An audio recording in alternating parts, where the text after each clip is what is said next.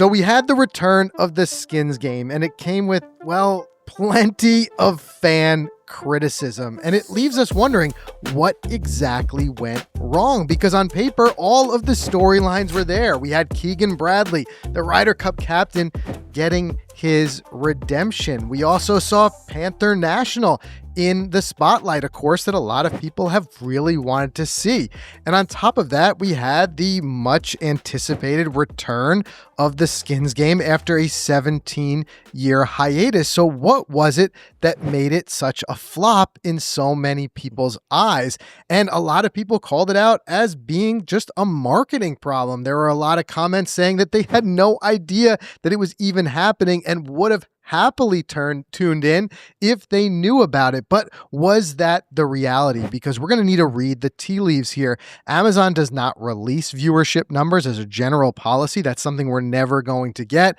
But we can look into social media. We can look at the chatter and say, was it really as bad as some people are indicating? Or is there some promise here? Could a tradition reignite with this? But even on a bigger picture, I want to talk about how we can learn from this and possibly make an event that people will actually care about. If people don't care, have people lost their appetite for almost this hit and giggle? And even more so, the big question that we have to dig into in a moment is, have people become desensitized to large purses? Has what happened in the last couple of years with each event seemingly getting bigger and bigger, mind-blowing numbers of how much these guys are winning, have we become desensitized to the point where we don't even care? Because way back in the day when the skins game was a bigger thing, the money really mattered, and now it just felt like it didn't. So we've got a lot to cover, and we want to get your opinion as well, so make sure you guys weigh in the comments. First, of course, we want to thank this week's sponsor, Titleist. And guys, if you are looking for that perfect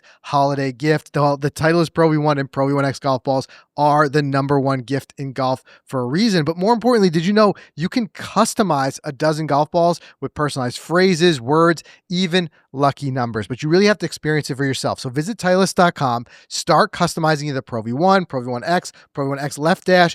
It is a 100% guaranteed great golf gift that everyone is going to love. But I will warn you, you're going to want to do that soon, especially if you're going to lean to that customization, which I really think makes it that very unique golf gift that shows you care. But you're going to want to get out ahead of it, because the customization does have take a little time. You do still have time ahead of the holidays to get it done. So hop on to Titleist.com, go start mocking up, have a little bit of fun. Maybe it's the gift, for someone in your life, or maybe it's just a little something special for yourself. It is the number one gift in golf for a reason. So definitely go and check that out. Start customizing and see what you can come up with. All right. So Mike, again, like I said, the storylines were there, and we saw like Keegan Bradley, the big win, and even like some of the funny stuff that came out of it. You had like Lowry saying like, I've been beating up on this guy for a month, right? Yeah, and now he gets the word, and even the funny, the presentation of the $0 check to Xander Schauffele, and he's taking that really well. They even misspelled his name on the check, purposely to kind of like really rib him. So we get that, and on paper there was a lot of reasons. Like I said, Panther National, highly anticipated. It is one of those courses that's really been, is recently launched. A lot of people want to know more about it. You're getting to see it. So there's a lot of things to be like, this really in a lot of ways should have worked, but in a lot of ways it just felt like it didn't. Yeah, and what sucks for me is that I really want to fall in love with these events. I mean, I know we did a podcast, I don't know how long ago, it's just talking about, are these Capital One like matches over? Did it really come out of the gate strong? You had Phil and Tiger for, what was it, $10 million? The picture of Phil in front of the money. Yeah. I think that was a great. And then they just tried to copy it. They brought in other celebrities, people outside of golf. I get it. They tried to reach new audiences, but they just, for me, been steadily going downhill. The lack of marketing. I saw a lot of comments, and I'm one of them, just not knowing, this is tomorrow morning at 9 a.m. Like, yeah, on the East Coast. Like, I didn't know, thankfully you can go back, you can watch it, on Amazon. But, I think for me, I think they feel like they need to be marketed better. I don't know. Well, I think that what we're going to dig into is we're going to break this down step by step and see really what went wrong. But I think what it's a signal to me is what we're just missing. And the reality is, I think we all know what everyone wants at this point. And things like this just feel like the reason they fall short because it's not quite what we're asking for. Yeah. So, in a second, like I said, I want to talk about what exactly that is and how we could have made this more successful. I think you guys can kind of take a hint there, and that's something that brings PGA Tour and Live guys together. I think that that's something that is a must watch and everyone's going to do it. And I think there are ways to do it. And I think there are ways to learn from this. But like I said, this wasn't a complete failure for watching it.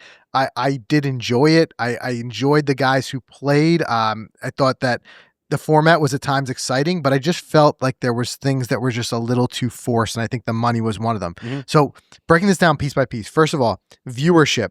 We have to read the tea leaves here because, I've heard and some claims that were floating around that if the viewership was up, then Amazon would release the numbers. But let's debunk that. Amazon does not release viewership numbers as a policy for any of its shows or other broadcasts. So that's not going to happen. And I don't think that that's an indicator that the viewership wasn't high. What I think is a better indicator that the viewership wasn't high was just the extreme lack of chatter on social media. Yeah. When a big event goes off, it seems to overtake it. It's a trend on Twitter, the whole thing. It felt like it was just the official accounts, PGA Tour, the Skins Game account were the only ones that talking. A couple people were responding to it here and there. We had to do some digging to find some of these comments to see, what was the real vibe? What was the take that people had on this? Because there just wasn't a lot of chatter. And to me, I think that is one of the number one indicators that the viewership wasn't that high. That's why, too, I want you guys to weigh in the comments. Let us know. Did you watch it? Yes or no? Let's get kind of a vibe check on it because it's not something we're ever going to know really how many people tuned into it. Yeah. Right. I mean, I keep coming back to the Internet Invitational. I know a lot of people are trying to compare it to it.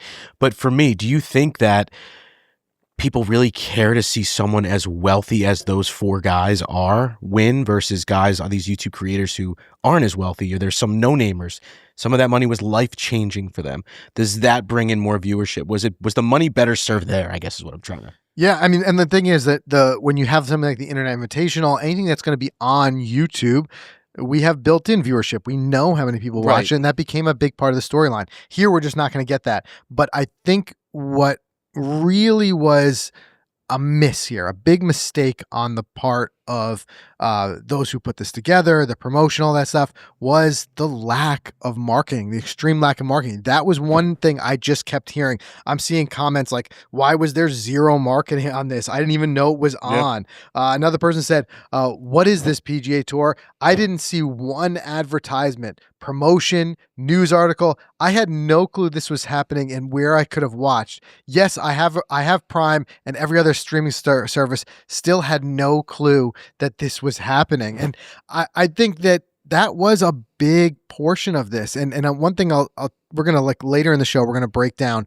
how this can be learned from and how this can be successful. Yeah.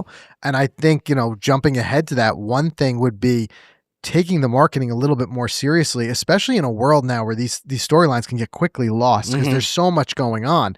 But the reality was, it is true, it snuck up on a lot of people. Yeah, totally.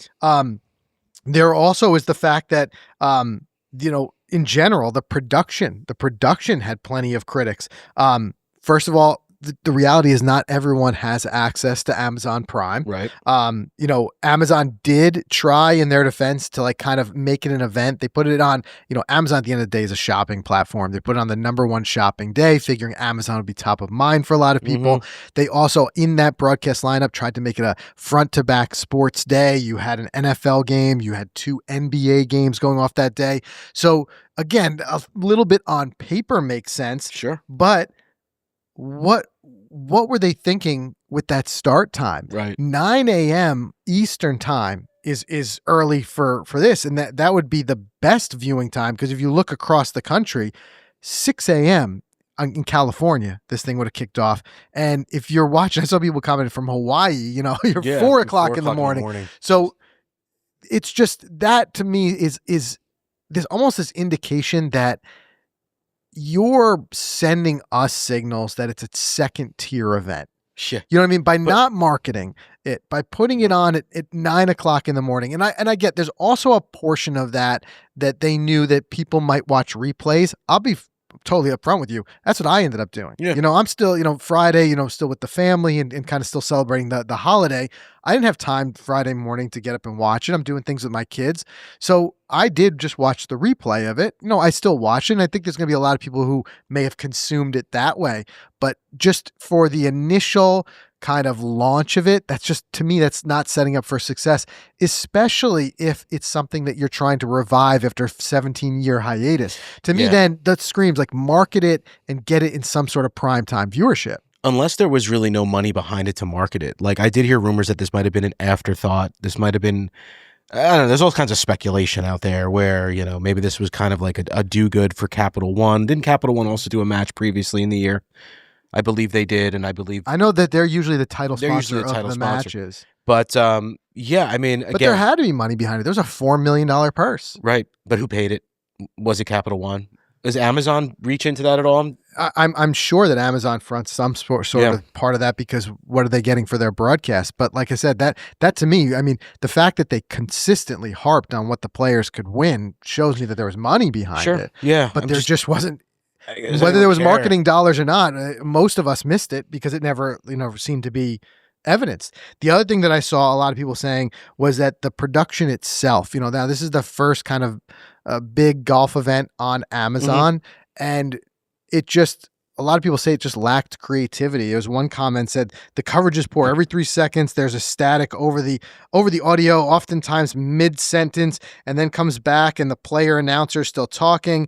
And then you talk a little bit more about, I get the idea of bringing the appeal of YouTube golf to the PGA, but you can't do it live with just 4 players due to the downtime. We probably need to force them to keep the chirping and the action continuous, pre-recorded and edited. So there is some aspect of that I agree that it's a structural issue. Watching it myself, when you only have 4 guys playing and they're going off in the same group, you have to fill a lot of time. So when it comes to the production, there's stuff that they can do better, and there's stuff that it's just a function of the format. I think the function of the format was it had to be filled with these long walk and talk, absolutely. Interviews. You had to pack commercials and whatever else in there because you're reliant on what's ultimately a very slow structure with only 4 guys playing. The other side is the bar has now been set so high from a production value standpoint for what we see in big events on the PGA Tour, on LIV, on the PGA Tour. Even at this point, we're seeing really high production in very non-conventional spaces like the Internet Invitational. There's a lot of YouTube events now that have really high production. So this, in a lot of ways, felt a lot more stripped down. But again, there's a function of that just being like this. How do you jump around? How do you keep the energy up when there's only four guys playing it? I think that was a part of a struggle for them. Yeah, it's personalities too. I mean, again, another check mark for the Internet Invitational. You got 48 people going into that production or that release, promoting the crap out of that to many different followers, different. You don't have Xander, 2 times a day promoting the celebrity skins on his Instagram. And if they is, who's caring? And again, I think it keeps coming back. You said this before, like, do people really care to see Keegan Bradley win another $2 million? Right. And that's just it brings up a couple more big questions for me. Again, I want to get through all of like this kind of the criticism of it before we kind of pivot and say, instead of just harping on it, how can it be learned from and made it better? But I had the same thing I was putting down in my notes. I was just wondering, do fans have an appetite for hit and giggle, as Tiger would call it, style golf anymore? And I think this is where it kind of walks that weird line. The match set this precedent before where it became like really kind of silly from a competition standpoint, but it walks this line where you have these players mic'd up. They're clearly a lot looser. A lot of the talk was how like some of the guys like Keegan was taking a little bit more seriously coming in and getting a couple practice rounds in. Other guys, they're celebrating the holiday with their family, didn't even get a practice round. It was the first time Tommy Fleetwood was ever seeing the course. Yeah. Now he still played well. He's Tommy Fleetwood, but it does make you wonder, like there's this kind of mixed messaging. They're mic'd up. They're having a good time. They want the guys chirping at each other, but then they also want them to be playing for big money. Right. I think that there's serious, I've said this before, serious golf, and then there's hit and giggle, personality driven golf. Yep. And it just like, it feels like melding the two is very difficult. It's also something that I wonder if it's lost its novelty to a certain extent. Back when the skins game originally was, part of golf culture, the idea of getting, on-course interviews or just even that much access to players in general was a novelty. A lot of people would tune into it just to hear these guys talking. Now with the world of social media, with the world of the constant bombardment, of content, we feel like we've already got plenty of access into these guys' lives. So whether they have their own YouTube channel or if it's just something like that, it's a little bit less novel than it once was. But, even asking that question, does the big money even matter anymore? And I almost have to wonder, was this something that the golf world did to itself when in the past 2-3 years, we've seen an inflation of prize money more than we've ever seen in any other period, to the point where I just have to ask the question, and you guys can let us know in the comments, have we as fans become numb to it? Yeah. At this point, what's the difference between if the guy takes home $5 or $10 million today? Right. You're right. None of it is life-changing money to them anymore. Yeah. They're all, multi-millionaires. Yeah. Look at the payday that Tommy Fleetwood just took home, a couple months ago, winning the FedEx Cup. Like, it gets to a point where you can almost get the sense that they want to make us care. And especially if you watch the broadcast, you saw them constantly saying things like, oh, there's a carryover. This hole is worth $300,000. Right. And then you just think, I've also seen calculations where guys like Scotty Scheffler is making $6,000 per swing this year. Right. Right. We've driven it to the point that past the point of caring in a lot of ways. It's insane. And again, I think for Brad Dahlke to win the Internet Invitational, he's played in the Masters. He's had success on YouTube. He's made money, but he's also said it's the most amount of money he's ever won on a golf course. I mean, poor Beef, he was going to pay off his parents' home and surprise them with that. Like, that's eyeballs tuning in for that. Not like Keegan's got a putt for $900,000 and he drains it. Right. Yeah. Right. I mean, at some point there was speculation in the broadcast of just how much, what would the caddies' cuts be? Right. Because to me, it almost feels like those guys are more invested. Exactly. Because it's like, that's life-changing money for them. The 100%. One guy was just a caddy at Panther National. So it's Hopefully just like. It wasn't Sanders. Yeah, I don't remember who had him. It might have been Xander. Xander's a member there. Okay. So it's totally possible. Okay. But you guys remind us. I forgot, in the comments, let me know who it was. But the reality is like, I think that we need to, like, if it's become that way, fine. All sports across the board, professional sports have become this way. We're numb to the fact that every year there's a record-breaking contract. There's a baseball contract that's $800 million. So fine. Like, if that's what it's going to be, that's what it's going to be. And at the end of the day, top tier talent is going to become gazillionaires, but let's not pretend it's something it's not. And let's not pretend that it matters to a certain extent and try to drive home $300,000 for instead, there's got to be something else that we can hook into that fans will attach to and care about, because I think so many of us have just become numb to it. So there was, of course there was that big important thing.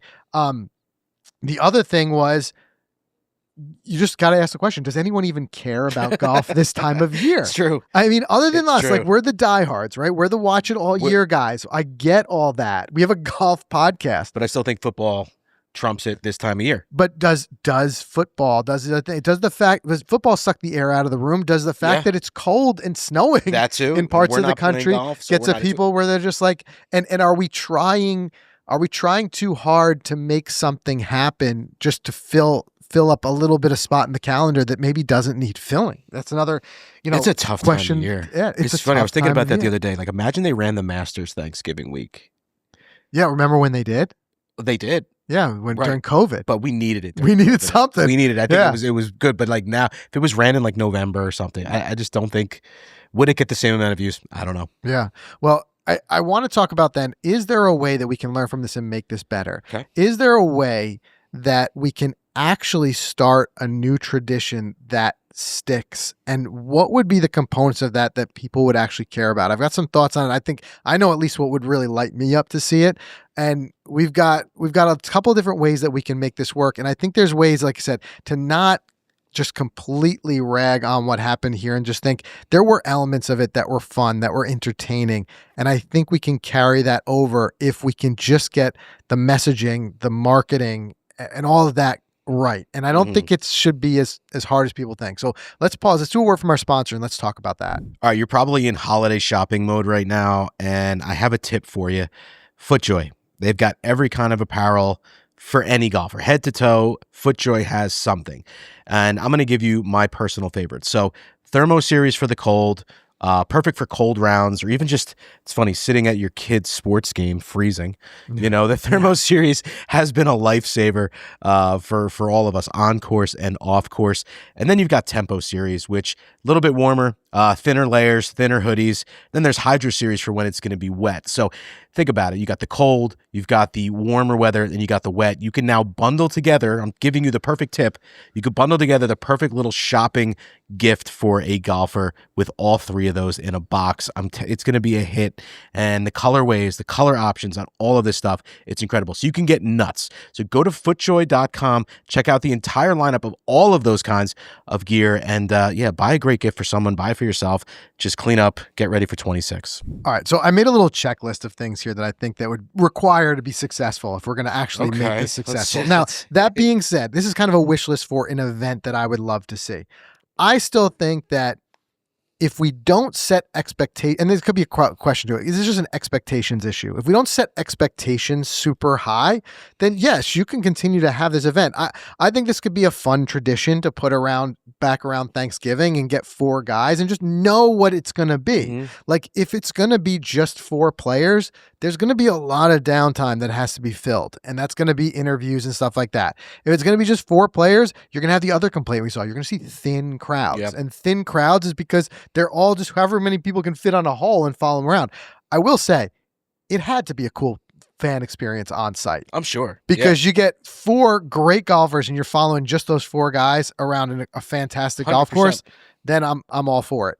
But you have to realize, like, if it's going to be that limited, it can't compete with, and we'd be delusional to think that it's going to be a household style, break the records of viewership type of event. That's not going to happen. Yeah, no. But I think there is the possibility to take this part of the year, which is normally pretty low in golf viewership, and make something really happen.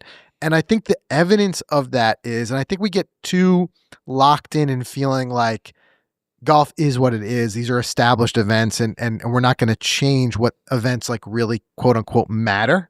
Yeah. But we don't need to look that far back. I mean, the President's Cup only started in 1994. Yeah. If you're going to start a new meaningful tradition that people care about, and the President's Cup, by no means is it the Ryder Cup, but it is an event that matters. And the players, we got to the point where the players care. The players are super invested in it. Fans turn up. I mean, it almost looks Ryder Cup-esque in a lot of ways when you see the way that the fans are invested in it.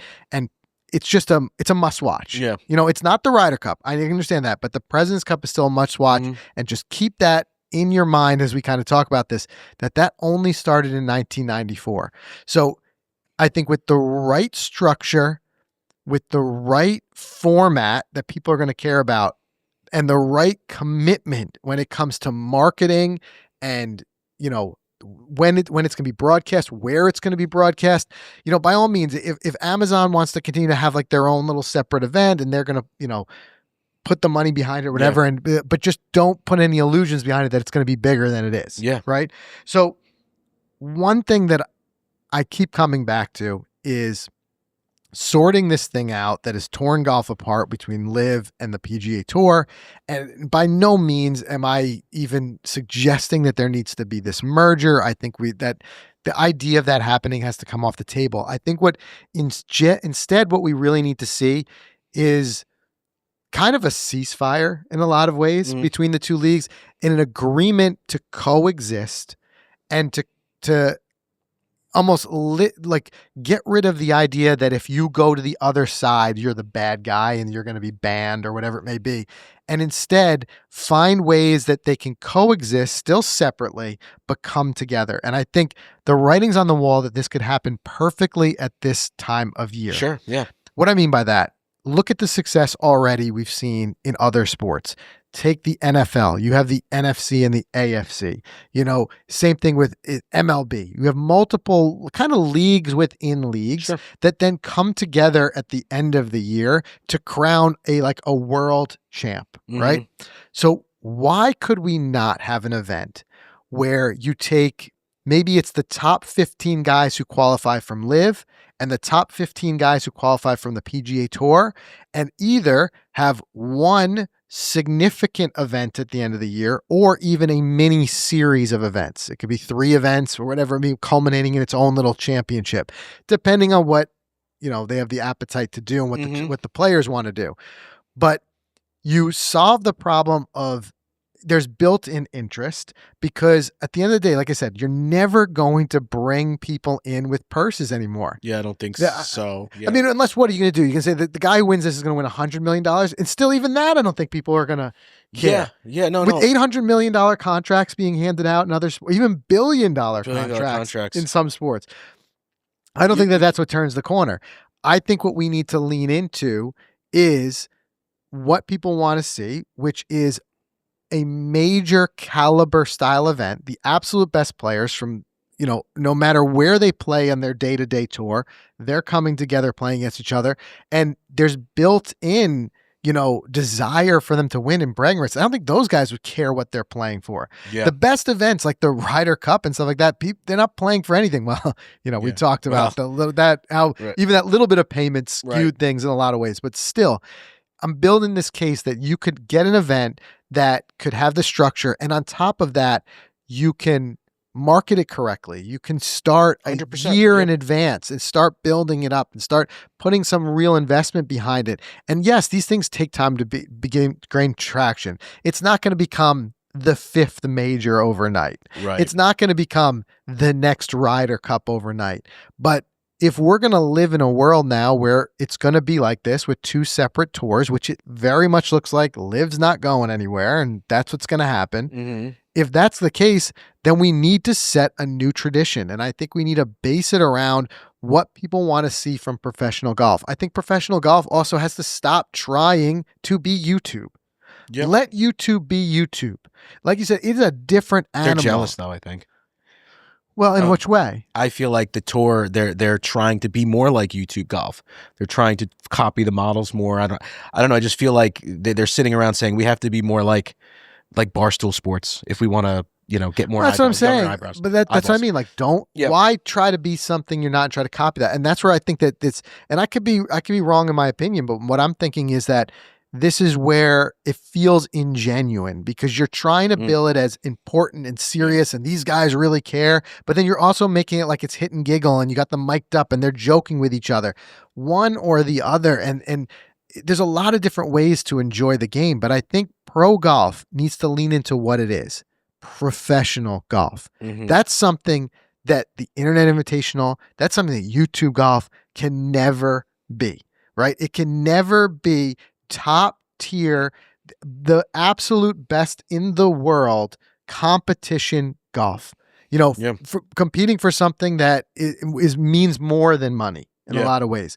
It can never be that. And why make the illusion that pro golf needs to be the other thing? Why does it have to be? Why some of these guys, I'll be honest with you, they don't have the best personality. They don't, no. Right? Why try to make it something it's not? The guys who are playing, or YouTube stars and that's like that, they have great personalities. Yeah, exactly. That's why we watch them. And it's cool to see the money there does matter. Like you said, it's it's life-changing money for them, $2 million. For these other guys, it's not, right? It's legacy. It's setting records. It's getting into the World Golf Hall of Fame. It's all those types of things. So instead of trying to be everything to everyone and crossing over in pro golf trying to be that, why not just do what's worked for a long time, make it pro golf be that the top golfers competing for, these important things that'll go down in history books and we'll remember them forever.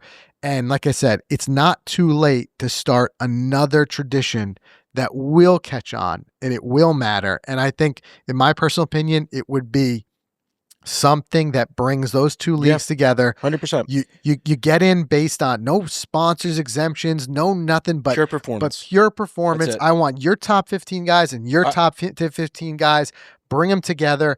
I don't even know if it needs to be a team event. It could be a stroke play event. Yeah. You know what I mean? There's a lot of different ways you could structure it, but it's what's been asked for. Like, in a lot of ways, I feel like a very niche amount, or almost, you could say no one, or almost a niche amount where it was asking for the skins game to come back. Yeah. Right. No one is asking for a match between, these two guys. There's just not. Yep. Everyone is read the writing wall. Everyone is asking for a showdown between the leagues. So it's built in that it's going to succeed. And it's funny you brought this whole thing up because something similar I was thinking of was, it's funny I'm going to say this, but yeah, I'm going to say it.